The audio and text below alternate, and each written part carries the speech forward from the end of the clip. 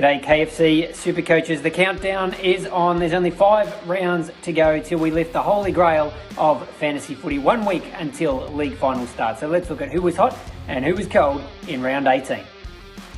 You could tell from about 2 minutes into the first game of the round on Friday night that Marcus Bontempelli was hot this week. This is the Bont that we know and love. His best score for the year by an absolute mile. 181 KFC SuperCoach points, 34 disposals, 5 clearances, 2 goals. And the other thing that really set him apart against the Saints was his 8 intercepts. So he was just absolutely everywhere. If you don't have the Bont, I think he's going to be the number 1 scoring forward over the next 5 rounds.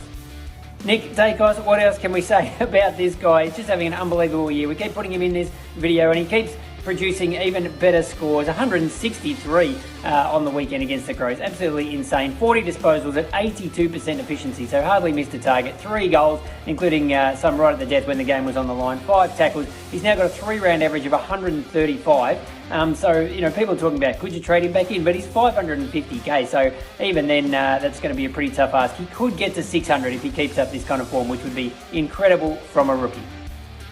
Last week with Clayton Oliver out was a massive blow. About 1,400 KFC SuperCoach players took the plunge and traded him out to Rory Laird of the Crows, and turned out to be an absolute masterstroke, with Rory setting a new record for AFL tackles with 20 in a match against the Pies. Got him up to 154 KFC SuperCoach points, and he's just been fantastic for the last month, for the whole year really. I think he had a 90 in his first game when he came back in from a broken hand. Ever since then, he's only scored under 114 once, and that was a 105. So if in doubt each week, just put your captaincy on Rory Laird.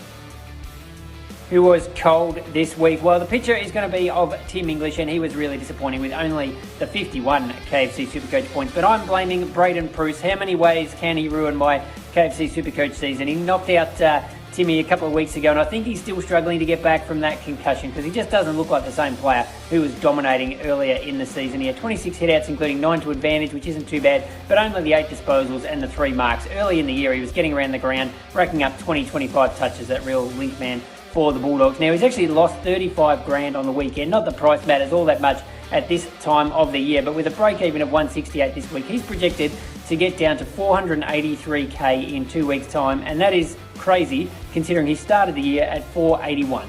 It wasn't a great weekend for ruckmen in KFC SuperCoach, and people who brought in Jared Witts at around the Gold Coast bye would be absolutely kicking themselves. He was averaging 119.5 points a game at that stage. I guess this shows that it wasn't really sustainable.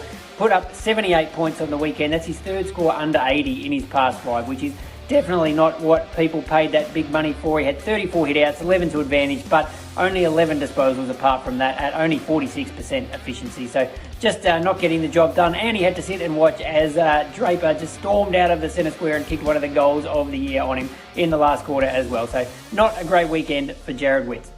If you pick Shea Bolton in KFC SuperCoach, you know you're going to get a bit of a roller coaster, and this week was absolutely symptomatic of that. The last 2 weeks, really, because he scored 162 a week ago and then only 55 against the Kangaroos on the weekend. So just goes to show what Shea can do. You get the best and the worst of him within minutes, really, but certainly within 2 weeks.